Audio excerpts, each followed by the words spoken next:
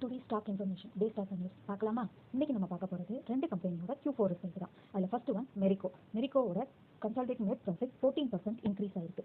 Sales க்ரோத்னு பார்த்தா revenue 22.78 பில்லியனாக இருக்குது. லாஸ்ட் இயரை கம்பேர் பண்ணும்போது இந்த இயர் 1.6% இன்க்ரீஸ் ஆயிருக்கு. வால்யூம் க்ரோத் இதை அனலைஸ் பண்ணோன்னா மெரிக்கோவோட செல்லிங் ப்ராடக்ட் ரொம்ப இம்பார்ட்டன் ஆகுது. பேராஷூட் கோகோனட் ஆயிலும் சஃபோல் ஆகும். அதோட செல்லிங்கோட வால்யூம் வந்து 3% இன்க்ரீஸ் ஆயிருக்கு. இதுக்கு என்ன ரீசன் அப்படின்னு பார்க்கும்போது ரா மெட்டீரியல், அதாவது கோகோனட் ஆயில் தயாரிக்கிறதுக்கு பயன்படுத்தப்படும் பேஸ் மெட்டீரியல் கோப்ராங்கிறது விலை வந்து கம்மியாக இருக்குது. ஸோ தட் இதோட ப்ராஃபிட் மார்ஜின் வந்து அதிகமாக இருக்குது.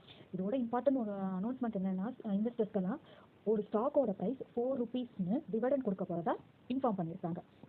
இதில் பாசிட்டிவ் விஷயம் என்னென்னா, ரூரல் கன்சப்ஷன் வந்து கொஞ்சம் கொஞ்சமாக வந்து அதிகமாகிக்கிட்டே வந்துக்கிட்டு இருக்கு. அதனால இவங்களோட வால்யூம் வந்து குறையாமல் பார்த்துக்கிட்டு இருக்காங்க. ஸோ இதனால இந்த கம்பெனிக்கு ஒரு நல்ல அட்வான்டேஜாக பார்க்கப்படுது.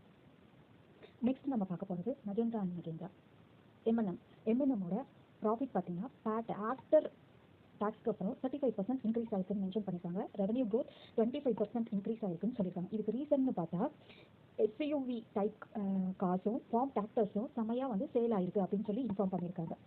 Next efficiency ROE return of equity 20% இருக்குது. ஸ்டாக் இன்வெஸ்டர்ஸ் மத்தியில் என்ன பார்க்கப்படுது அப்படின்னா, இது வந்து நார்மலாக ஆட்டோமொபைல் கம்பெனி அப்படின்னு மட்டும் மென்ஷன் ஆகாங்க. EV எலக்ட்ரானிக்ஸ்லையும் அவங்க நல்லா டார்கெட் பண்ணிட்டு வராங்க. ஆர்டர் புக் ஃபுல்லாக இருக்கிறதுனால ஃபியூச்சரில் நல்லா வந்து இன்னும் வந்து க்ரோத் அதிகமாக இருக்கும் அப்படின்னு சொல்லி எக்ஸ்பெக்ட் பண்ணுறாங்க. This channel does not provide any sell or buy stock. This information is shared only based on the news. இந்த மாதிரி டெய்லி ஸ்டாக் நியூஸை அப்டேட்டடாக தெரிஞ்சுக்கணும்னா நம்ம சேனலை சப்ஸ்கிரைப் பண்ணிக்கோங்க. தேங்க்யூ.